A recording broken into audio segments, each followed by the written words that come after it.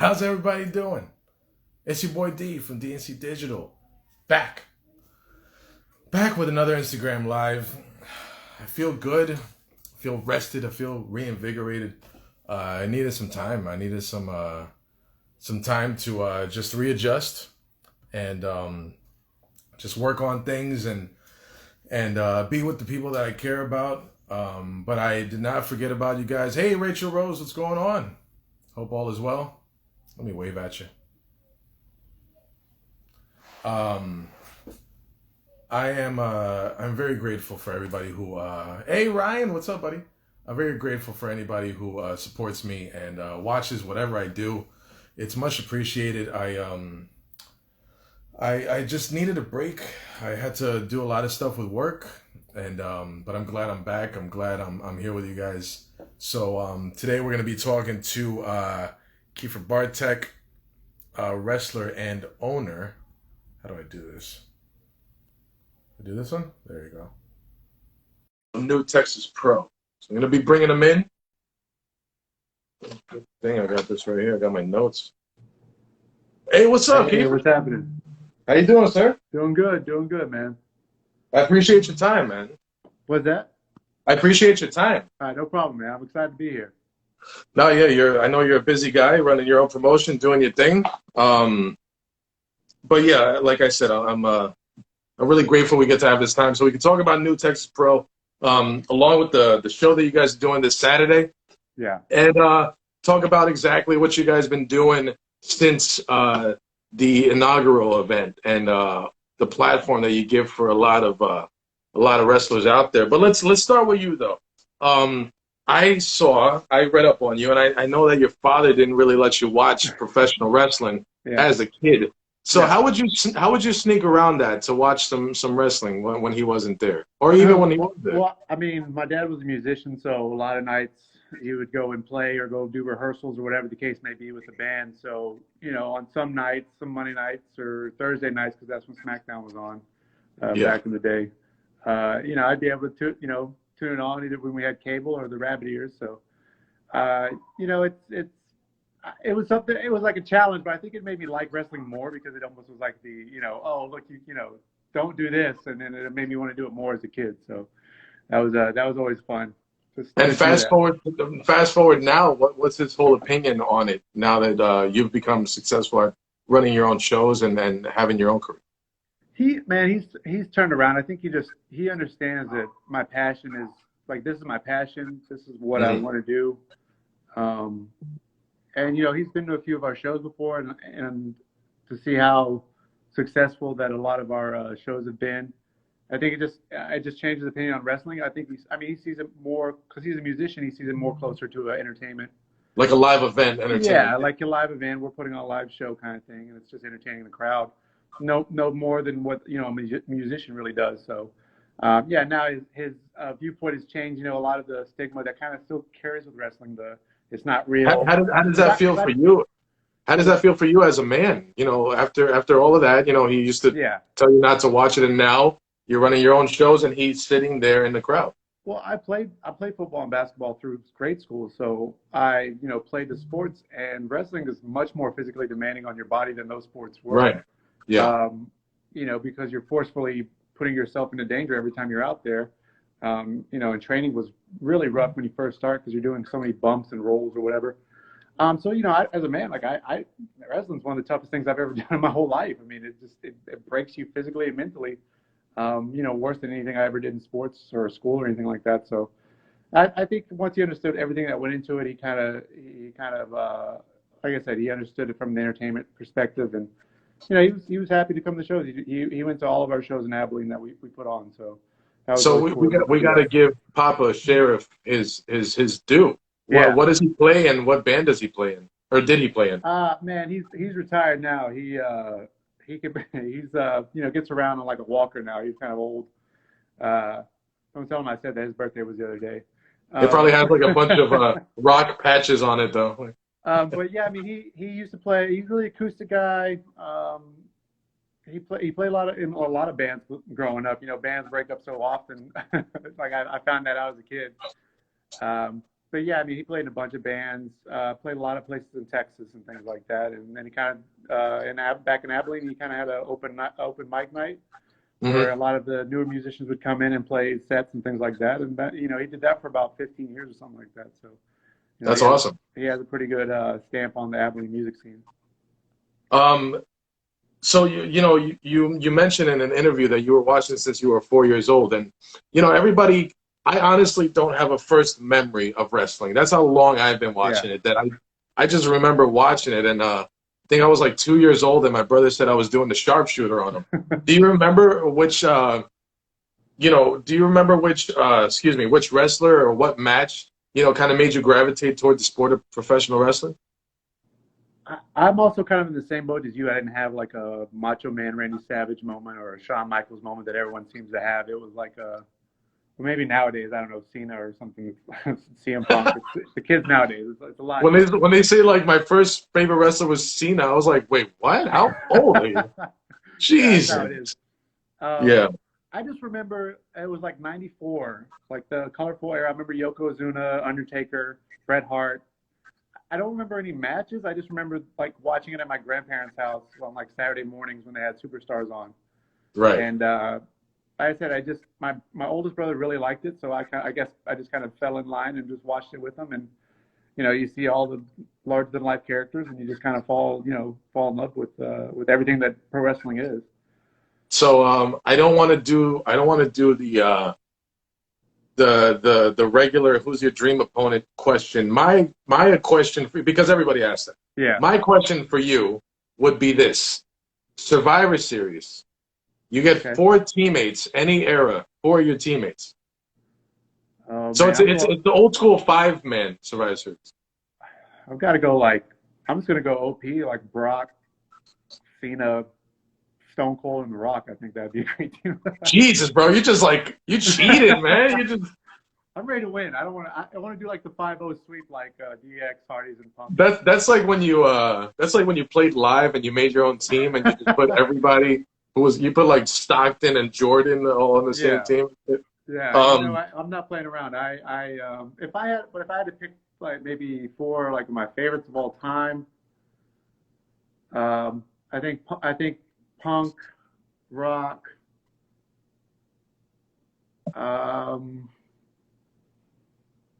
maybe it would be like a Brett, and then probably a Cena. I actually was a pretty big Cena fan when he first came up. So Julio Vasquez, Cena is the GOAT. Oh, you need to sit down, young man.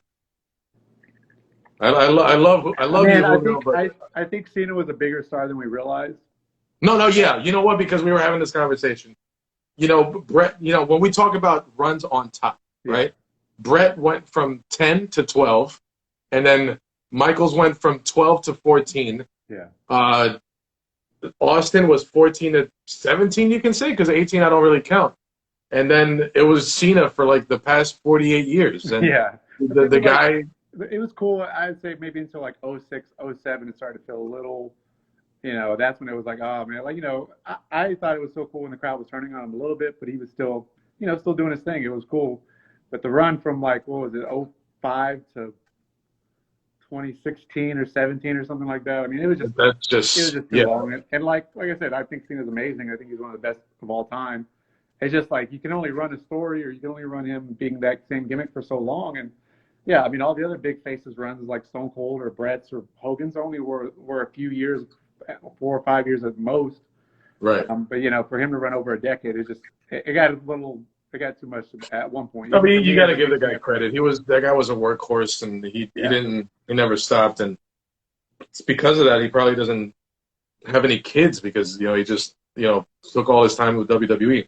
Yeah, I mean, I do want to talk about your promotion though. Yeah. New Texas Pro.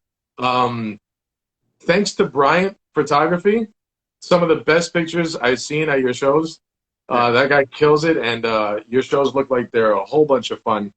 So everybody wants to run their own show. I want to run at least one show. Yeah. And Nastico is not a fan of it.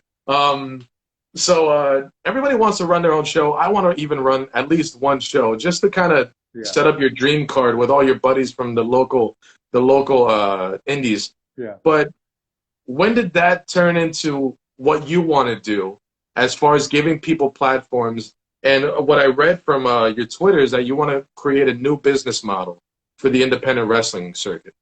Yeah, man, I would.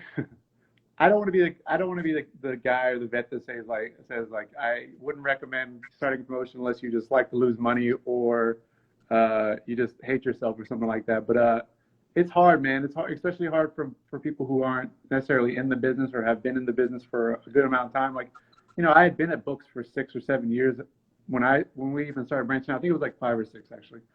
And when me, Tempo, and Max Sites kind of started New Texas Pro Wrestling. And even then, I still caught all kinds of hell from all places because, who am I to have a wrestling promotion, right? And maybe rightfully so in some cases. But it kind of was just that me, Max, and Tempo all wanted to wrestle in our hometowns. We're all from West Texas. Okay. And there's just not a big wrestling scene out there, not a great wrestling scene out there. So we just kind of wanted to maybe throw a couple pop-up shows. Like, it wasn't ever supposed to be like something that was going to last. Now I think it's third year or something like that. But, it was like something that we just wanted to do. It was kind of interesting because now we're bringing in more names or more people from around the country, I should say. And it's kind of getting a little bit more notoriety around the country. But those first couple of years where we just used a lot of the local guys and kind of found the people that, that wanted to be a part of our show and wanted to help out and were talented enough to do that, you kind of learn a whole lot. I mean, you keep learning as a promoter, but those first 2 years were pretty valuable with just the local talent, and we kind of had an idea. Like, I had an idea of who that I wanted to use. At the top of, like, I wanted Q to be our champion. I wanted to do everything that I could for Roxy, do everything that I could for Rachel Rose to prepare them to be at the situation where they are now. So, right. Whenever we first got Roxy, we were giving her Thunder Rosa, we were giving her Hion, we were giving her Sue Young, Kylie Ray, and we're trying to get her to get to those people's level or those guys' levels and now she's getting to that, she's at that level or close to it because, like, as a natural progression of a wrestler, you want to continue to grow and continue to get better. And like I said, there's some guys that we just knew that, we just give them a chance to be a little bit of themselves and just give them a chance to work with people who are better than them or people who are on par, and that you give them a platform to be successful, and then they take the ball and they run with it, and you just kind of let them run with the ball. You try to put them in the best situation every time they're out there. And so it looks like a New Texas Pro. I'm sorry to cut you off. It looks like New Texas Pro might have a rival promotion in its infancy. Nasty World Wrestling League Entertainment Promotions. I don't know about that one. I mean, we'll have to see if NASCO can even throw something together because I don't think enough people would want to work for him to begin with. So, plus all of his clients wrestled each other, but that wouldn't be fun. Hold on, I know Rachel Rose said something. I know you've had some. Look, I just put her over and she's just trashing me on the chat. Hold on. Oh, she carries your show. I mean, hey. Oh yeah. That girl's a star, bro. That girl's she is a star. Discount Roxy, I love that girl. And Q and everyone else on the show. You mentioned Booker T because I know you trained at Reality of Wrestling, and Booker T has. I mean, I watched his A&E biography, and it just made me develop more respect than I already had for him. He a hell of a guy. I remember I got to meet him one time, and I was just a fan waiting for an autograph, and he was outside of the Garden in New York, where I grew up around that area. And he was just signing everybody, just chilling, just turning for the picture and signing. And the security guard was like, Booker, you're late, or they need you in there or something. And he goes, I can be late. And he just, like, so cool. Is there anything about Booker T that we might be surprised about with the relationship that you've had with him? Man, I always tell people that he's pretty much the character you see on the screen. He's very larger than life. He's funny. He likes to crack jokes and ribbas, and he likes to have a good time. But he's I think maybe people don't realize maybe how much he cares about some the guys there at Reality Wrestling. How much time he'll spend with somebody to try to help them give them advice or to help them along. There's been times in training where we're running a drill and he stops us and he talks to us for 2 or 3 hours about anything and everything. But you start taking those pieces of advice or those pieces of those stories, and you try to utilize them the best you can. Because I don't know if there's any other trainer in the country or maybe even the world that's been as successful as Booker has and made as much money as Booker has. So like, everything that he said, stories, advice, things like that. I mean, he goes, he really cares, and he really wants the guys to be successful down there. And I think you can just tell because of the amount of talent that comes out of that place that,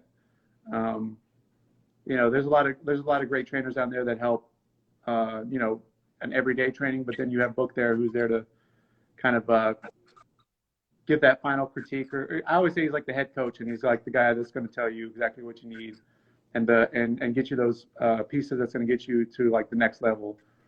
And I mean, he like I said, he's larger than life in person. He likes to crack jokes, but like I said, he cares about wrestling, and he cares about giving back. And I think that's something that we'll probably understand later on when you see this lineage of like Booker T guys in the wrestling business still.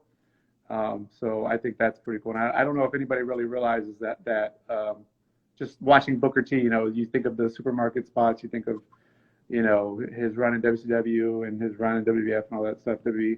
So him giving back, I think, is going to be something that people realize down the line, but they probably don't at this time.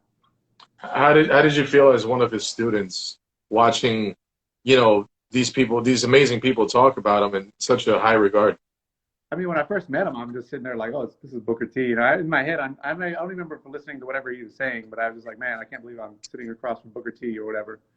As time went on and everything, he just becomes more so as a mentor. I'm saying, and we'd have all kinds of conversations about all kinds of stuff. We both are really big into combat sports like boxing and MMA and stuff like that, so we talk about things like that. But I mean, when I got into the business at 24, I just knew that I didn't have a huge shelf life, if that makes sense, of getting there. So I wanted to go to one of the better schools in the country, and Booker was at the very top of the list, and it was in Texas, which is important to me. I stayed in Texas, helping out the Texas scene everywhere in Texas. So, it was invaluable. I don't know what to say about it. Definitely. I want to stay on the topic of Texas wrestling. I'm originally from New Jersey, and I honestly don't know what the scene is like over there. I don't know what the scene is like in any other part of the country. But when you look at some of the bigger companies that are, commercially successful and are on TV, you see people that are hailing from Texas that are coming out of this system out here that have been doing the indie shows in Texas, and now they're doing AEW and ROH and WWE.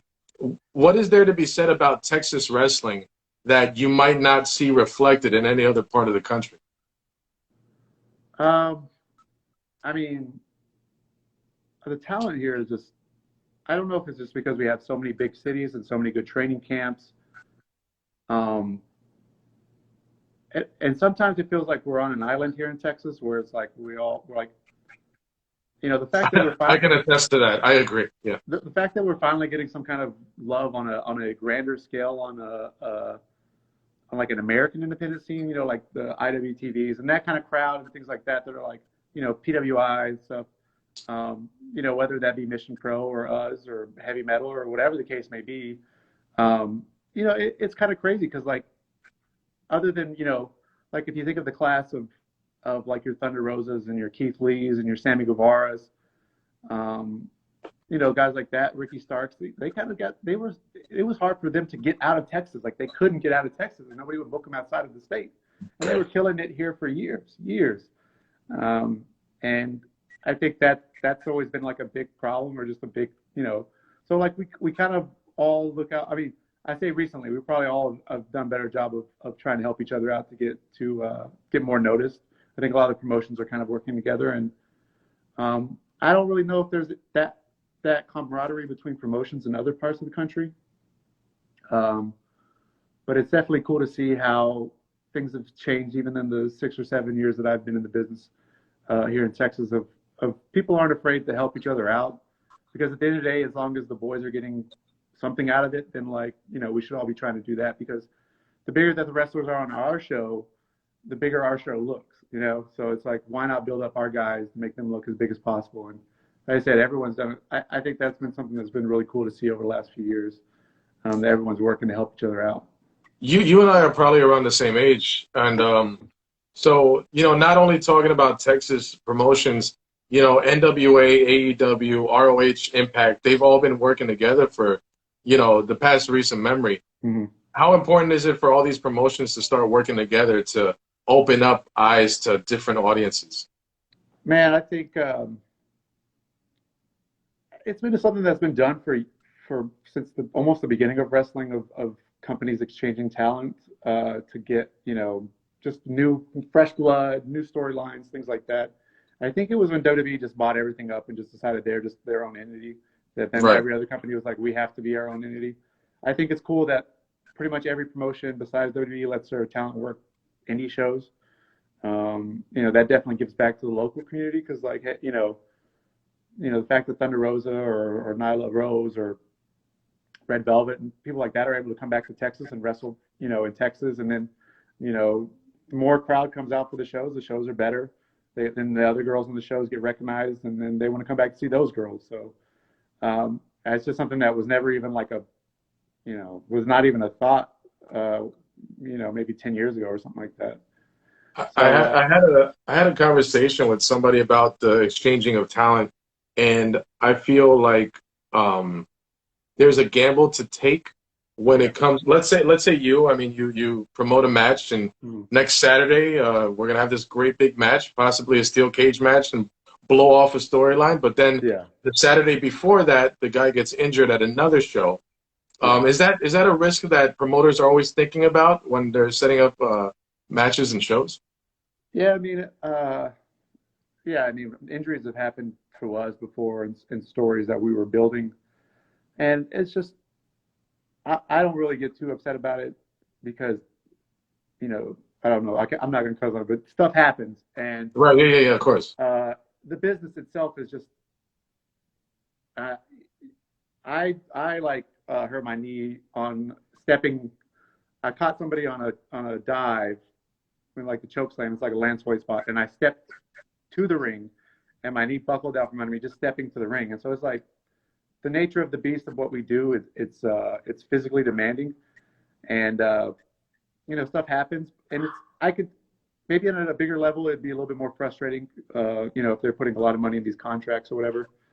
But I think that if they're willing to take the risk to kind of move their people around, then they're going to be willing to take the risk that they might get injured. And I think most of the guys at that level are able to take care of themselves to where, God forbid that doesn't happen. Of course. I want to go back to New Texas Pro because two quotes that I saw from you really stood out. You talked about the business model, that you don't want it to look like a carny show, just traveling around, putting up shows. Yeah. I was wondering if you can elaborate on that. And to add to that point, is there a difference between running a show of wrestling and having that management image where who do I go to when I have a problem? Who do I go to work out an issue? Or who comes to me to tell me to quit my shit if I'm doing something wrong? Yeah, the good thing about us is I'm the boss. At the end of the day, it's what my say is what's going to go, kind of thing. So you don't have that confusion as far as like, oh, who do I go to talk to about this or that? Which on show days that can be very stressful for me because you have a million people ask me questions. But we figure it out and we get it done. And as far as the business model is concerned, I think there's a way to run a successful independent wrestling promotion and make money and be profitable. I just think there's a lot of things that you have to do. Then it's not going to be like it's not easy. You know what I'm saying? It's like it would probably be harder than just running any other normal business. But there's ways you can do it, and I think I'm starting to figure out some things that work, and things that make it profitable. And I think not only make it profitable, make it something that a platform for the boys and girls to get something out of it, to learn from, to be seen by certain people. And it's just a rarity nowadays to see something or an independent promotion that can kind of do all three, or give you exposure, or pay your fee, or whatever the case may be. It's just there's just always been parts of certain companies that have just not been or like you just wish they were a little bit more whole, if that makes sense, of the whole process. Definitely.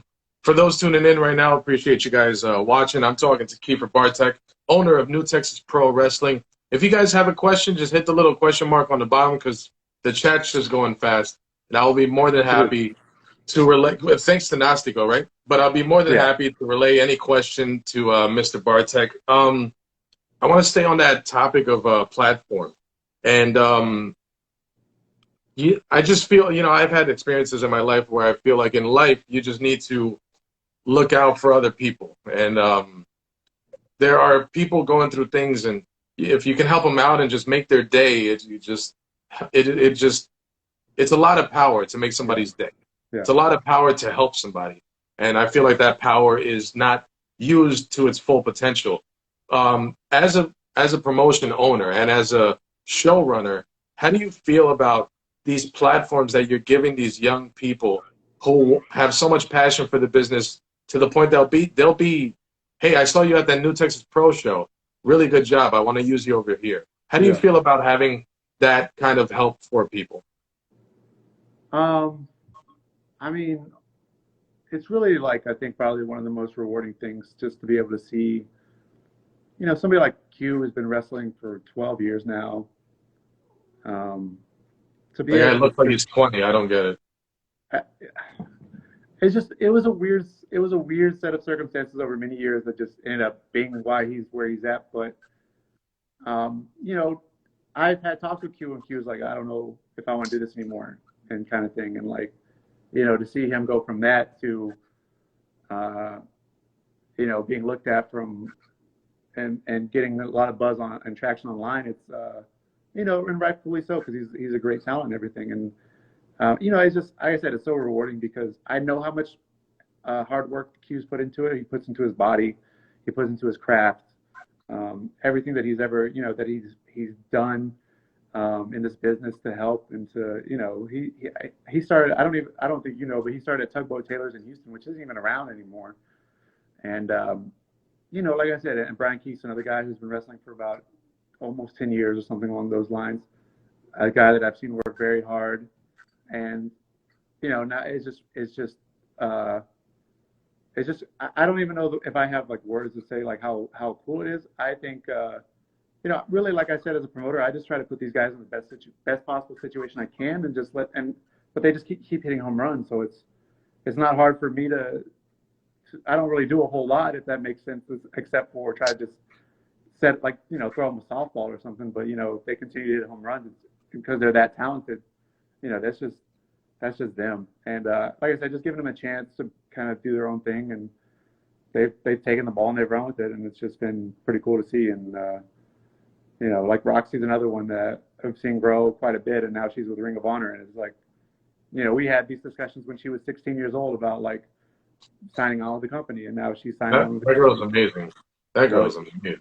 It's like I said, I rewarding is a word I could use, but it's much stronger. It's a much stronger feeling, and I don't take it lightly. Like I really try to be fair with everyone, and I think that's one thing and genuine with people, and I think that's one thing that people will appreciate about me, because I wish I could give platforms to every single every single talented guy in Texas or girl in Texas, but there's too many. I can't give everyone a spot on the card. There's just too many talented people, and like I said, I've tried to do my best to bring everyone on the show at least once, and or trying to bring them on the show at some point. But yeah, I mean, it's I said, it's not something I take lightly, and I try to be as genuine and fair with everyone that I can be. So. I'm sorry to go off topic, but Nastico keeps talking about you showing your new haircut, alleged haircut, if you do have a new haircut. No, it's the same one. It's still just it's got a hat on, so that's all it is. Got it. There you go, Nastico. I took care of you, buddy. So I know training goes on in the ring, and you learn how to take bumps and do spots and do a hammerlock and show where your feet go and all that stuff. But I've always heard wrestlers talk about the road and how those lessons in the car ride or even just sitting in the back are more important than others. Can you think about any situation that stood out to you, a lesson that you probably still carry on today? Man, the thing that I don't know if there's one thing, but I would have to agree, man. The car rides and going to the bars after the shows and talking to the guys and stuff. It's the stories that they tell about previous experiences. It's advice that they can give you. Like I said, Booker T would talk to us for 2 or 3 hours, and you would just take what you can from that. And I always say, like, take what you can from whatever advice you're given or the stories that you're told, and try to apply them the best you can to your situation.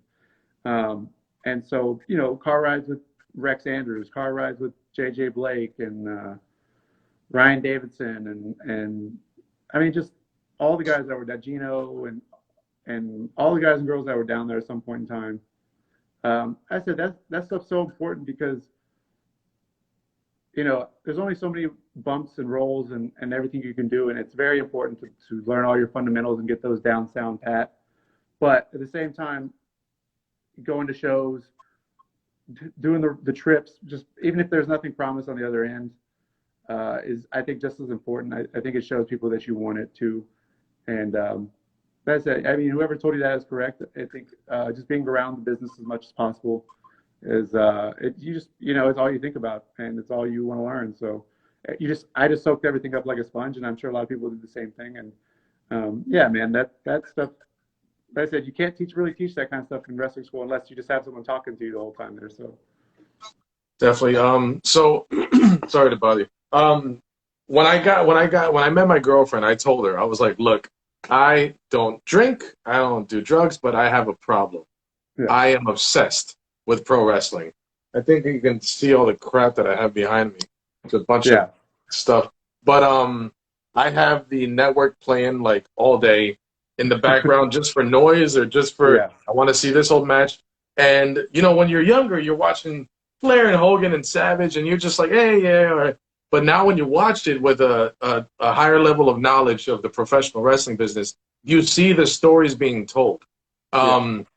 Now, as a promoter, where do you fall on the debate that there are no stories being told anymore as much as they used to be? Because a certain announcer, I may catch heat for maybe agreeing with him, but he's like, you got like 37 super kicks and 10 Canadian destroyers and 8 dive outs a night. How do you feel about everything being told in terms of storytelling?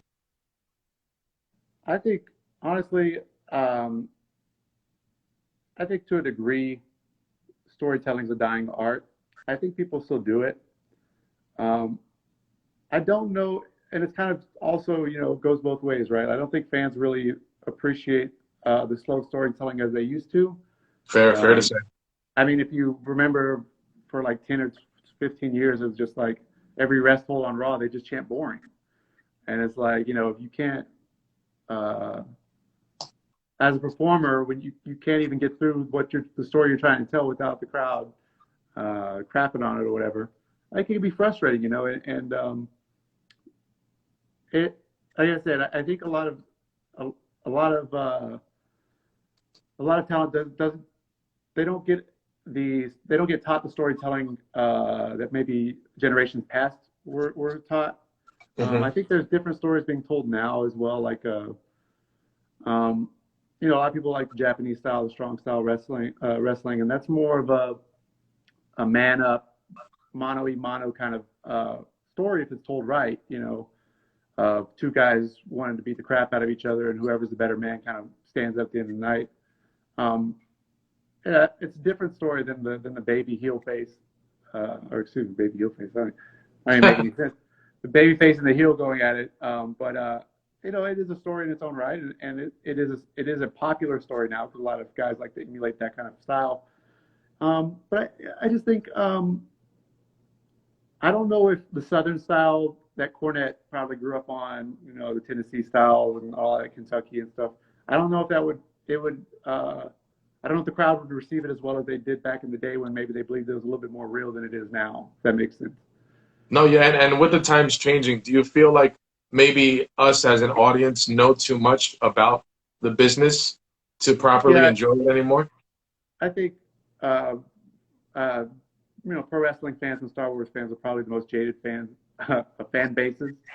And, I, I like to sit back and try to watch as a fan when I'm, in the back of my head, I'm always taking notes and things like that. But, when I try to watch pay-per-views or whatever, I try to just watch as a fan because I don't want to sit there and critique everything on the show because that just gets It's kind of exhausting. like watching a magician. I'm like, oh, I know how he did that. Yeah, You know? it gets exhausting, and I don't want to sit there and try to figure out everything they're going to do or everything that they're trying to do or to make, say that sucked or this sucked because I just want to enjoy it. And like, I think if people maybe took a step back and just try to watch it, um, maybe they'd enjoy it a little bit more.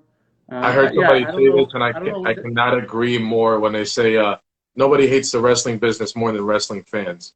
And yeah, I mean, even my girlfriend told me to shut up when I was in this conversation. I was like, the wrestling fan is like the battered wife, and she's like, oh my god. I'm like, she keeps coming back, like no yeah. matter I what, and mean, you're gonna complain and complain.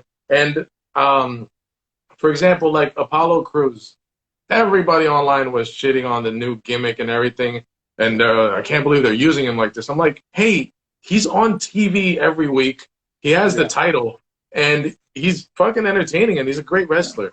And I was like, damn, just let the people just do their thing. And I feel like it was a downslide uh, when we started learning too much about the business. I've learned to stay on my side of the railing. Yeah. Like I know wrestlers personally, but I'm not gonna walk in talking wrestling slang or try to critique a match. I'm a fan, bro. I'm Yeah. just sitting here and I just want to watch you do your thing. I mean, even when I was younger, and I try to learn everything about the business before I even got into the business itself. I would say as much as I knew about the business as a fan, when I got into the business, things like it just changed. A lot of it changed. It's hard to explain how or why, but you kind of just learn the intricacies of everything and why you do stuff and things like that a little bit more. But yeah, I mean, I think as as wrestlers, when we see fans complain, a lot of times we're like, well, they're not really fully understanding what they're complaining about, if that makes sense. Like they're like No, complaining. yes, it makes perfect sense. Yes. Yeah. It's kind of close to what they're, it's kind of close, but it's also like not exactly, it's kind of funny, but I mean, at the same time, like I said, like I said, I sit back and watch as a fan too. And, if you see me at shows and stuff like that, I'm clapping, I'm having a good time because that's what I was when I was a kid. I just wanted to have a good time with a wrestling show. And I think if more fans should just have fun, suspend your belief and have fun and why you fell in love with the sport to begin with. Um. So I want to talk about some stuff that happened last year. That Mm-hmm. last year was a crazy year just because of COVID alone, but some stuff Yeah. went on. Most importantly, the Me Too movement, but in professional wrestling. Mm-hmm. And along with that, the George Floyd murder that turned into a whole large divisive protest Mm-hmm. and debate on Black Lives Matter. As a business owner, how did you approach that in a public setting? Well, first off, as far as the speaking out movement, we sent out a letter, or a few promotions kind of sent out the same message that we're not going to use or book any wrestlers that that had been accused of anything, and with the valid with everything valid behind it. And it kind of there's some guys who slip through the cracks, and I mean I can't really blame myself, but I try to do my best to keep an open policy with the girls because it's very hard to be a woman in professional wrestling. Um, it's things are getting brought to the light now. It's a little bit, maybe a little bit slightly easier, but I mean when you have a bunch of guys trying to holler at you the whole time as you're Yeah, just wanting to learn professional wrestling. I mean, yeah, let's be honest. Uh, it's tough, and so I just always try to keep an open door policy with the girls that are on my show that we use regularly, just to let me know if anybody's does any creepy things or whatever the case may be. And then we'll discuss it and figure out what's the best course to do. But yeah, I mean, as far as I know, nothing crazy has gone on our show as far as the speaking out movement. And like I said, I've always just tried to let them know they can be open and honest with me, and they're not. What they're afraid of is that these guys or whatever tell them that they're going to be, they were going to blackball them or never they never make it anywhere if they don't whatever. But so they're scared to say anything. they don't know who to talk to. And so that's one of those things, like I just try to do my best to just like, let me know and we'll figure it out. There's a couple people at Reality Wrestling that we kicked out because they were doing things that weren't appropriate with the trainees. So like I said, it's something I've been doing a while and something that I believe in. As far as the Black Lives Matter movement, I mean, it's just it's past time, I think, for us to understand the best that we can what they've gone through, and to try to do our best to make sure that things change. And whatever I can do as a business owner to help, I think that's just what I'll do. But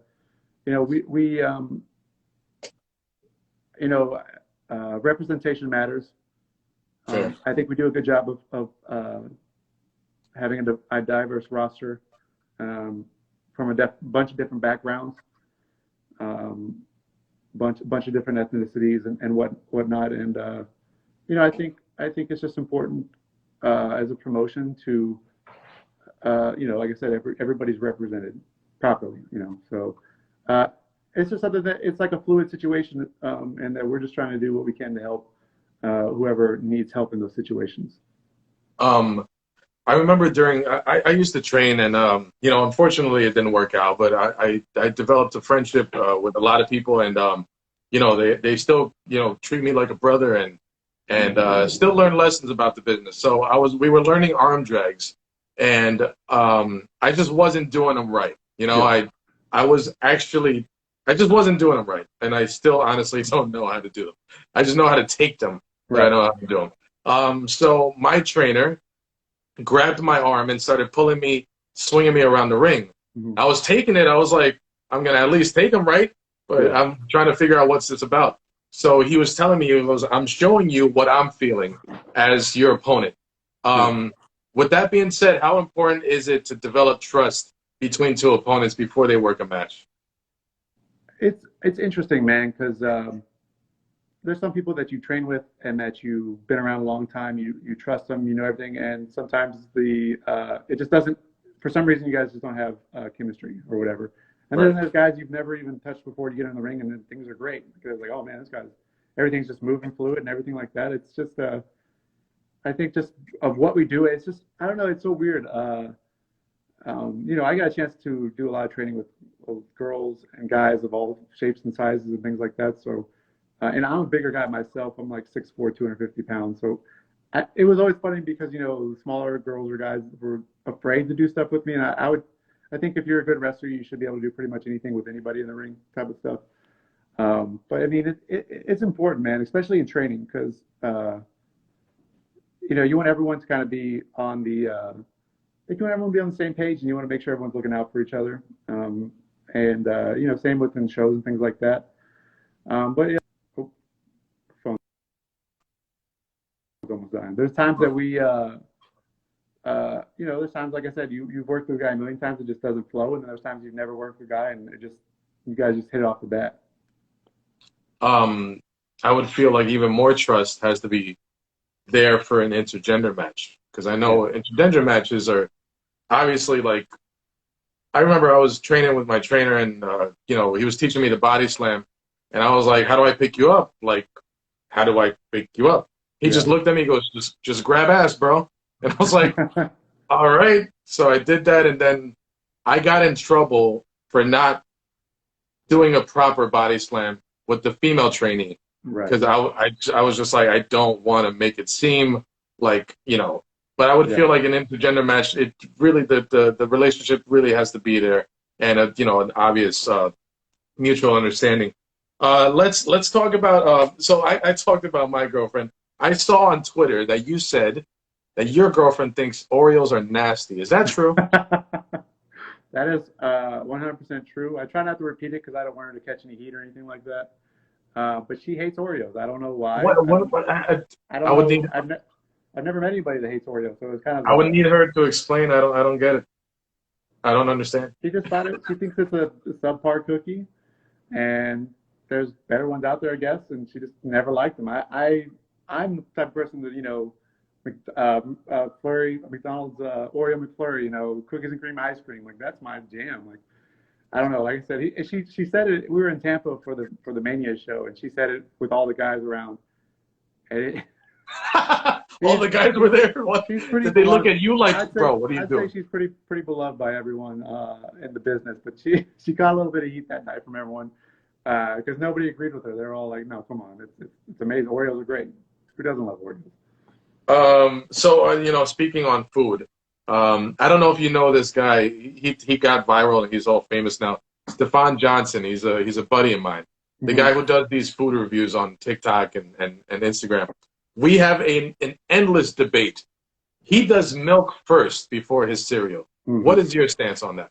Nah, man, it's cereal first, then you put the milk in. Thank you. I think that's the number. I'll probably say like 80% people probably do that. Yeah, 80% people that are correct in life. My phone is dying. What's your I do apologize. No, don't worry. We can wrap this up real quick. On the topic of food, what is your Whataburger order? And everybody in the chat can give me their Whataburger order too. I do number 2, single cheese, creamy pepper sauce, grilled onions, toasted buns cut in half. Man, that's a damn. Number 2, with cheese, mayo, no mustard, no onions, no pickles, with sweet tea and spicy ketchup. Nice. Okay. Not bad. So another funny story I need to know. What happened with this random guy at a bar who wanted Mysterious Q to marry his daughter? Oh, man, that was another night after a reality wrestling show. This guy just was at the bar. I think he was Scottish or Irish or something, and maybe he had a few drinks too many, and it was almost like a Braveheart. Oh, really? He's like rallying the troops. We're all like sitting around taking shots, and he's like, he just has this Scottish voice, just rallying us all, like getting us all hyped and stuff. And he just was like, kept telling Q like, "You need to marry my daughter." He just kept saying it over and over. And over. I mean, we're all cracking jokes at him and stuff, so it was a good time. It's just a random night at the bar. I don't know. That was. That's such a great story. No, those are the things that you remember for the rest of your life. Another thing, you got to do some extra work for WWE. Can you tell us a little bit about your experience there? Anybody that you were able to stop and talk to, and what kind of feeling did you get backstage? Man, the first time I did extra work was in 2015. I actually had only had one match at the time, and at that point in time, they were doing extra matches before SmackDown. So SmackDown was later in the night, and then they would have like 5 or 6 of the extras, or 5 or 6 extra matches with 10 or 12 guys that were there. And it was the first time I met Terrell Tempo, who ended up starting New Texas Pro with. And we worked a 5 or 6 minute match in the middle of it was my second match I've ever had, in the middle of the ring at the American Airlines Center in Dallas, with all the WWE roster around the ring watching us. And like lumberjacks, or just chilling in ringside? They just chill outside the ring. They sit in the seats. They kind of just mingle around the ring and stuff, and they just kind of watch. And it was cool because Tempo had been there a few times, so he knew Ziggler and he knew Kofi, and just asked him to watch. So they gave us some feedback and stuff. Like I said, I told him it was my second match ever. Like, oh, you're doing fine, and you'll be okay. And that was cool. And then the second time, it was the Elimination Chamber in Houston, and it was a weird day because we just kept trying to get you have to get a physical when you do the extra work, and they just kept pushing us off. They were like, "Come back here in an hour. Come back here in an hour." So like the show was maybe an hour or two away. We finally get the physical in, and then John Cone like runs in and like points to me and JJ Blake and is like, "Hey, I need you 2 guys." And then we had a segment where we ran in and with security, and we took Becky Lynch away after she beat up Ronda Rousey with a crutch. Right. And I just remembered Finley was laying out the segment for us, and I just kept saying like, "Are you sure Becky Lynch is not going to hit us with the crutch? Because that just seems logical for us, just the security guards to go down too." And he was like, "No. You guys don't get hit with crutch, So that was a cool experience, man. It all kind of happened quickly, if that makes sense. We're just like, in catering. You got to the back, and then she was swift away. Yeah, it was just quick, and you're just in front of that many people and stuff, and those are the 2 times I had, and they both were pretty interesting experiences in my opinion. And yeah, I mean, it was cool. I enjoyed it. I don't know if I just keep going back, but it was the 2 times I went was really cool. Can you tell me why you got blocked by Stone Cold? I don't know the answer to that question. I really don't. It's funny. I'm blocked by Stone Cold and I'm blocked by JBL. We kind of Really? both have a little bit of influence on the Sheriff character. And JBL blocked me when I was a fan. I don't know. I must have said something to him, you know, just on Twitter at some point in time. Those damn fans. I don't know when Stone Cold blocked me. I really have no idea. It was some point when I was a wrestler because I remember following him for the longest time. And like I said, I don't know. I don't know what happened. I don't know if someone tagged him in something. If I talked to him, I have no idea really. That's hilarious. That's awesome. Hey, Kiefer, thank you so much for joining me today, man. Let's talk about New Texas Pro. Let's run down the card. The floor is yours. What's happening this Saturday? This Saturday is going to be our biggest card that we've ever had to date. It's just stacked from top to bottom. I mean, first you have Chris Bay from Impact versus Gino Medina from MLW, which is just cool because I don't know if people even think they'd ever see something like that match. You have Mysterious Q in a fatal elimination fatal 4-way match with T-Ray, one called Manders, and Shogun there from Vegas.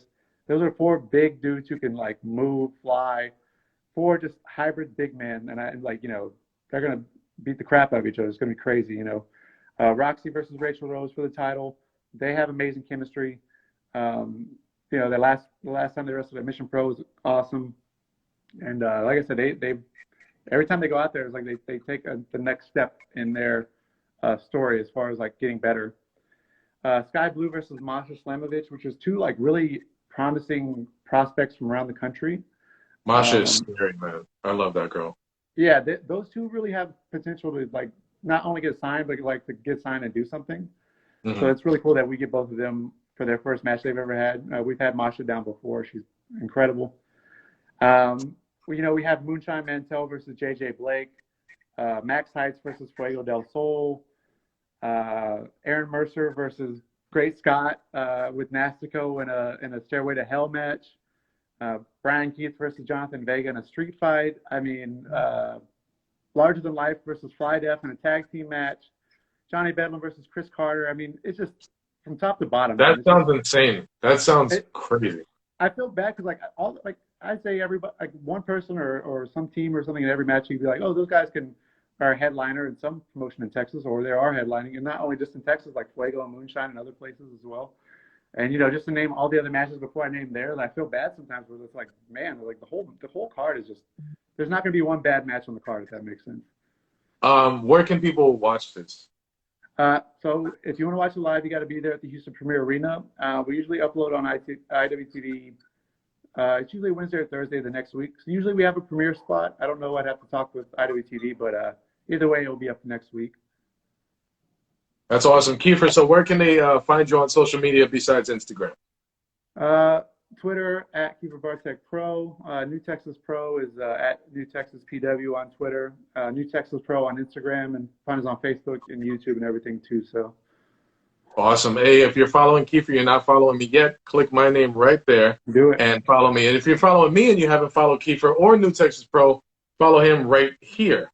Kiefer, thanks so much, man. I wish you the best of luck and everything. I feel like developed a new buddy, and I'm going to hound you for a job over there. Just not sure what I want to do, but I'll be there. I hope to make it out to one New Texas Pro show. But thanks again for your time. Everybody in the chat, live tweet about me. Nasty go. Jesus Christ, bro. Everybody have a good night and take care of yourselves. Peace. Thank you, man. Yeah.